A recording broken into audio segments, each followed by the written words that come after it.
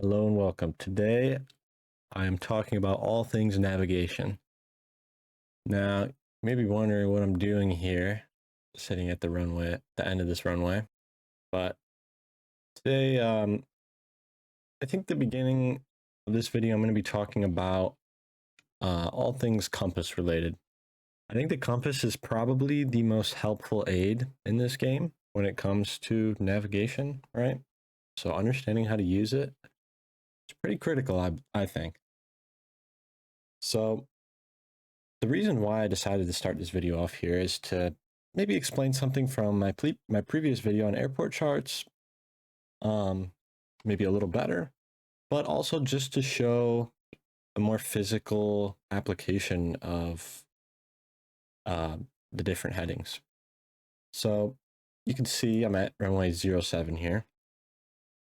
And what that means, by the way, there is a compass at the top of the screen. I think there's a good chance there might be players that never knew that there's a compass at the top of the screen, so I'm not sure if it's something you have to enable in settings, but there's not a compass on the top of your screen. There should be, and you might have to enable it in settings. But anyways, you can see the compass at the top of the screen. Well, I'm at runway 07, and it's pointing to a little below, if we look right down the runway as straight as possible, it's pointing to a little below where 70 would be, right? This is 90, 80, 70. So this is like a 67, and I think that's actually the exact bearing for it. Yeah, 067. So this would be like a 067 heading, which if you don't understand that, I'm going to get into that further, but I just wanted to show you when you're taking off on runway 07, you're pointing almost at a 070 heading, right? So you just add an extra 0. On the other side of the runway, it says runway 25. And if we turn the other way, you can see we're basically at 250. You can see the 25 right there. So that's basically what this demonstration was to show. And if you're not sure what those numbers mean, I'm going to explain it a little further now. So you can see right now I'm looking straight north. 360 is north, and 360 can also be called 0, which is a little confusing. But basically on a circle, if you go around the whole circle, the starting point and the ending point will be at the same point. I'm not sure if that makes sense, but if you were to draw a circle, the starting point and ending point will be the same. It's the same sort of method with the compass here. So, of course, these are all arbitrary numbers that we're coming up with to describe north, east, south, and west. So we've used a circle and a compass system to help us understand it better. And of course, there is like magnetic tendencies and stuff, but to stay out of the weeds for this explanation, these are all arbitrary numbers. So basically 360 and 0 mean the same thing. And so if we turn a little to the right here, we're at maybe like a 003 heading right now, 002 heading. And then if we turn a little to the left, we're at like a 357 heading. So it's like we're changing only 5 degrees, but the numbers are, 350 some degrees apart. So if that's a little confusing, it's just because the numbers reset once they get back to 360, which I think most people know, but I just wanted to clarify that before we go any further. Okay, here we are on the full map of the game. And if you're wondering how I got here, it's simply the first screen you see after you click play, and you can click where you to spawn in. So you can see we were right down here. We're right where my cursor is right now. And you can see these runways, you can see everything in pretty low detail. I wish you could zoom in and move around and stuff, but this is going to be fine for what we're doing right now, what we're talking about. And you can see Orenji was north previously at like a 360 heading, and it's north of Greater Rockford. So keep that in mind. I play a lot of ATC in this game, and I've noticed for whatever reason, sometimes people will call this direction south. And I'm not sure if it has to do with maybe a real world application of the placement of Tokyo in relation to something else, or if people just make that mistake. Maybe they think 360 means south. In fact, it doesn't. And if I remember, I'll put up maybe over here, maybe down in the corner, I'll put up a picture of a compass. And, the one at the top of the screen's a little confusing because it's like you're only seeing the front face of it. Whereas I think most people are used to seeing a top-down compass, probably like the one I have on the side of the screen. So it's, it's a little confusing to understand that when you're looking at 360, that means you're heading towards there. It doesn't mean that it's at your back, which I don't know. Some people might think that. So I just wanted to clarify that this is how the map looks. And if you compare it to the compass, which should be on the screen right now, you can see we got north, east, south, and west. We got a heading of 0 or 360, 90, then we have 180, right? Like a 180-degree turn. I'm sure everyone has heard that term before. And then we have a 270 heading this way. And in between are all of your separate headings, which, I doubt people will get into too much detail. Probably the most specific anyone will ever get is to the fives. So you might hear like a 275 heading, but no one will ask you to fly a 273 heading or something like that. And I doubt anyone will even ask for 275. But basically, you should understand compasses. They're pretty important. And if you look into them just with a little bit of research, they're not very hard to understand. So I just want to start the video off by talking about that. All right, this might seem like a strange cut, but I, saw it was getting nighttime, and I figured it'd be the best time to talk about lights.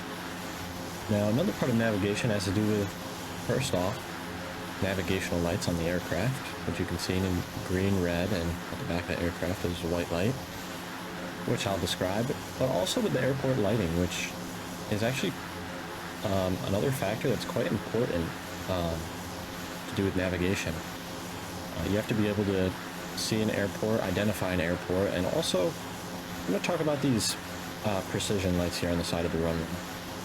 So I'm going to turn around and head to approach, and then I'll cut back, and I'm going to show you how these precision lights work.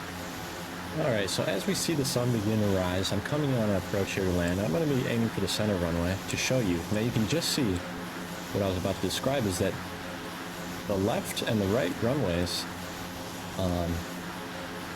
one red light just turned on, but the center runway is still all white, which makes sense. You're coming in on a different approach for each runway. Now basically, what you want to keep in mind when landing with these precision lights is you want 2 white lights, 2 red lights. I talked about this in another video, but you can see right now we have that, and if I keep the runway right in the middle of the window, as you can see it is, and it's not moving up or down, it looks like the runway is stationary, we're maintaining that slope, and we should come in to land basically right at our aiming point, which for this would be what's known as 1,000 footers, which are these big white bars. Now as I get lower and lower here, you can see I'm going to purposefully get a little too low here, and you can see 4 red lights will turn on to indicate that I'm well below. Now you can see for most of that, there was only 3 red lights on, which means that I'm slightly low, but still not too low. And you can see as I climb, these white lights start to turn on these ones on the left and right. And that was kind of fast-paced what happened there. So if you have to rewind and watch it back, or try it out yourself to see it better, it might be worth doing. But that was something I wanted to show, as I think it's kind of important to understand how to come into a runway. Basically, you're on your long final, or maybe you're flying an approach, which I probably will get into in a different video, how to fly approaches and what that even means, traffic patterns. But either way, you're inbound to land. You want to first look for those 4 white lights. You want to drop down so that you have 2 white lights, 2 red lights, so that you're on the proper path. And then you want to set the runway on your front window so that the runway is not moving up, down, left, or right. And that means that you're flying directly to that point. And if you didn't touch anything at all, you would crash directly into the point, center of your window. Now, it doesn't mean it has to be center of the window, but it just means that it has to be in a point on the window where it's not moving up or moving down. And I am going to give a second demonstration of that because I think that might be a little confusing. Okay, I've turned around and now I'm coming in really long here.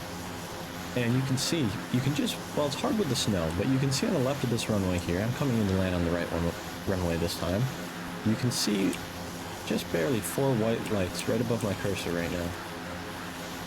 Now, as I get lower, they'll begin to turn red, which I will let happen. I'm just going to turn one red light on for now. Continue our descent here. Just above the glide path, there it is. Now if I continued, you can see the runway might not be in the center of the glass, but it's not moving up or down. It's not moving closer to the flight displays, it's not moving closer to the clouds. It appears to be moving nowhere, actually. Now, if I were to pitch like this, you can see the runway at the very bottom of the runway is actually, it's about to go behind the glass. And there you go right there. You can no longer see the end of the runway. And this means that, of course, we've never touched the runway in this. Maybe the very end of the runway. So you want to set it, and the term is set it and forget it, right? You want to set it like this, and you want to just come in on a nice approach. Now, if you set it too early, you know, you might not fly the proper glide. So we want to descend here, get that second red on, and then set it and forget it. You can see it's slightly coming back, so I can pitch up a little more. And basically right now, if I didn't touch anything, I would come down to land right on those large white bars. Call them the 1,000-footers because they're supposed to be 1,000 feet away from the end of the runway, which I'm not sure if they are in this game. And you can see if I don't touch anything, I'm basically going to come right down on top of them. Still have those red lights on too. I'm going to do a go around now and move on to the next point. Okay, now there's something else I want to show you. Right now we're inbound to land Iso Lorani. I'm not sure that's how you pronounce it, but that's what I'm going to be calling it today. And we're currently flying, well, just about a 010 heading. So we're flying pretty much due east. Now I'm going to turn on our altitude hold here so I can show something on the chart. So we're flying east, right? And we're inbound to land on 10. This is kind of not the right angle that we're coming into land on the airport. So how do we know how to set this up correctly? Well, if we know that we're coming from the east, and this arrow here points north, basically if we rotate it like this, you can see east is now this way, which is correct. We're heading towards 90 and east would be this way. North is to our left, and you can see 360 is out this way. So this is really the angle that the airport basically is going to be looking at. And this is a really helpful trick to help you visualize where you're coming in land. Now I'm pretty sure we're going to miss this airport, but as you can see, it's not exactly the angle that we're coming in at because we're actually coming in at like a 011 angle here.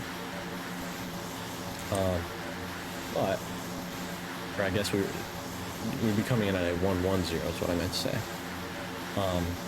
But if we did turn to that 90, like what we're anticipating, that's kind of what the airport looks like. And so that's a really helpful trick that can help you visualize better where you are in relation to the runway. And there's one more trick I'm going to show you in the airplane, and then I'm going to show some miscellaneous details.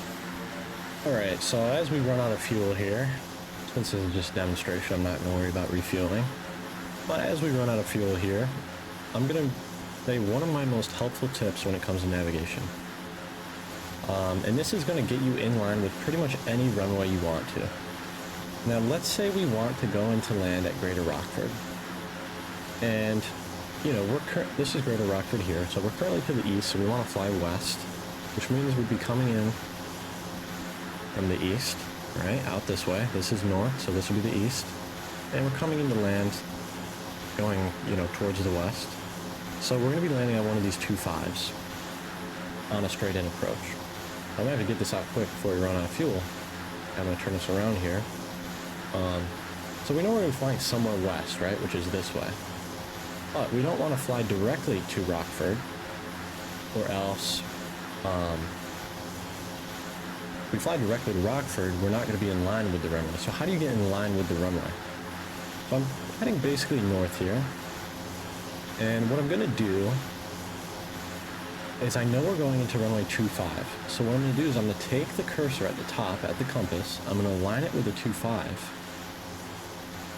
And as you can see, this is 27, 26, 25. And when this is in line with the Greater Rockford, as you can see, it's creeping over from the right to left. Once it lines up, if we turned left now and flew directly in that heading, we would come in directly on a final approach for runway 25.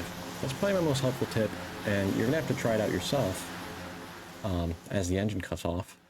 All right, we somehow made it back to Rockford after that. And now we're looking at a windsock.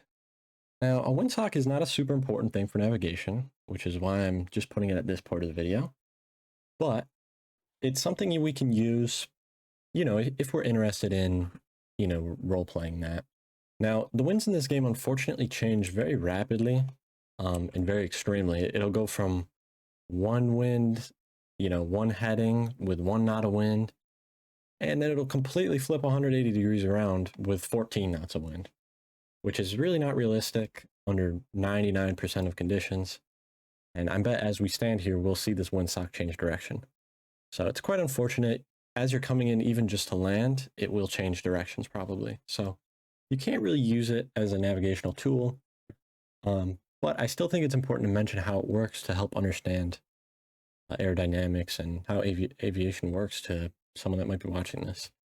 So the windsock is a great tool. And if you do not know, you always want to land and take off in a headwind, which kind of sounds counterintuitive. You'd want a tailwind, right? Help you push it along on the takeoff, and it'd help you come into land maybe at a slower speed or something, or at a faster speed, but it's really not what you want. The headwind helps because on takeoff, you want that wind pushing underneath your wing, to help form lift to help fly. And I'm not going to get too deep into the weeds here. If you're interested in understanding aerodynamics better, it's honestly not a huge topic to get into, so you could research it fairly quickly and have a pretty knowledgeable understanding of it. And then on landing, you also want to keep that lift underneath the wing as long as possible. Landing in a tailwind would simply make you too fast, and you'd probably overshoot the runway, right? Or you'd take much longer to land. You really want to slow down quick, and you want that lift as long as possible. So you always want to land, as we can imagine this windsock here, you want to come out of the sock. So that means that the wind's coming from this direction, right? And it's blowing the sock this way. So the wind's coming from, if you look at the top of the screen here, something like a 240 heading, right? It's kind of where the wind's coming from. Maybe not quite 240, maybe 230, but either way, and it's fairly light wind. There you go, it just changed. Now it's extremely light wind. And in the light wind condition, it doesn't really matter where you land, into headwind or tailwind, but anyways, depending on how much this sock is, hanging low or, sticking straight across, you can tell how much wind's going on. And this sock is visible all the way up as you're flying over the airfield. So you'll always be allowed to fly over the airfield, even if there's a tower. You can always, as long as you tell them what you're doing, they have no problem with you. Well, they should have no problem with you just flying over the airfield or doing some type of traffic pattern, circling the airfield. And you can take a look at the sock and determine where you want to land. So, in this situation, remember I said you always want to take off and land coming out of the sock. And so you'd probably not want to choose 07 in this situation. You'd probably want to choose runway 25. Even though it's kind of a crosswind here, coming at a diagonal, you can imagine the wind's blowing this kind of from where my cursor is this way. That doesn't really help in a 2D, maybe from this angle. You can see the wind's coming this way. So if you're coming in to land on 07, it'd be a tailwind. Basically the point I'm trying to get at. Not a super important navigational tool, but one that still can be handy. And I believe there's just one more thing I want to show you. All right. And the last thing I want to show you is navigating on the taxiway. So Rockford's a great place to practice this because there's kind of complex taxiways. Not super hard to understand, but kind of a more in-depth than something like Tokyo, where there's pretty much just two Alpha and Bravo main taxiways, and that's pretty much it. In regards to runways 13 and 31. So, this is a little bit more complex, and, if you want to practice, this is a great place to. So we're imagining that I'm a very small airplane right now going on the taxiway. How do you know where you are on the taxiway? It's honestly a great question. It's hard to know. Now, some people are just great with maps, and they can look at this map in the top right corner, and they can say, oh, well, you're obviously on Kilo 2 right now, judging by, your distance from the tower here and, the way you're in line with these gates. Some people can just tell that, but if you can't, right? And if you lose track of where you are, these signs are actually extremely useful. So whatever's blacked in, that's the one you're on. So if we're right here, we're on K2.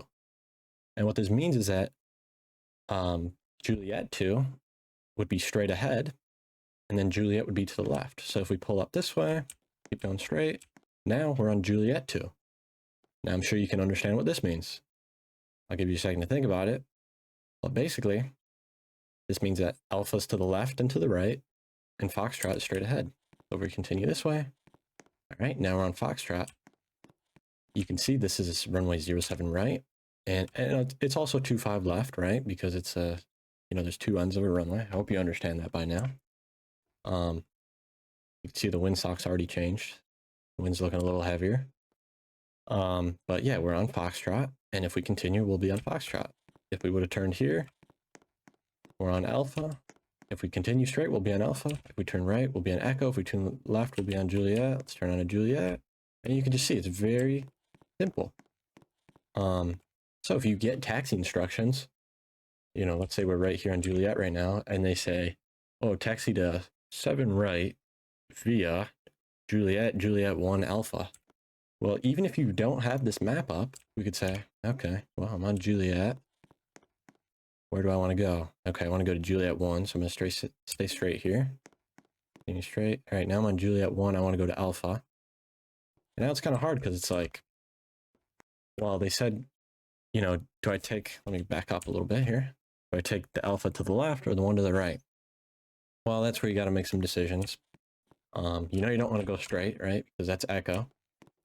So left or right here, I don't know. Well, we know we're going to 7 right. And you can see out in the distance here, 7 rights to the left. All right, well, that makes it easy. And then we take Alpha. You can see we're on Alpha, clarify. We can take that all the way down. So you don't even need the airport chart to be able to follow taxi instructions, to be able to understand taxi instructions. And yeah, I think these, probably don't, I think enough people probably overlook these. I'm sure you could, ask someone what these look like, and they might not even know off the top of their head. It's something that you just kind of overlook as you're moving around. Oh yeah, they're just little black signs that tell me whatever.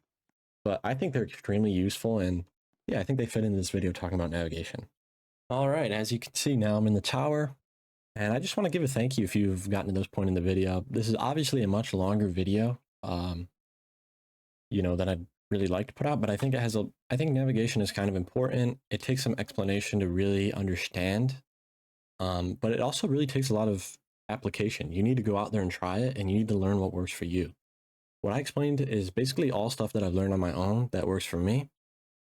And you might have a different experience, so try it out, figure out what you want. I want to thank you so much for watching this far into the video. I'm not really going to give an outro here, but I just want to say, at the time of recording this, it's actually Christmas Day. So if you're watching at the time, I hope you have a great Christmas. I hope you had a great Christmas, whatever it is. Or happy holidays, whatever you're celebrating. Yeah, but I really appreciate you watching this far. This has been a long video. This has been a video that took me a long time to make, so hope it came out well. Hope you enjoyed, and I hope to see you soon. So, yeah, this has been Navigation and Pilot Training Flight Simulator.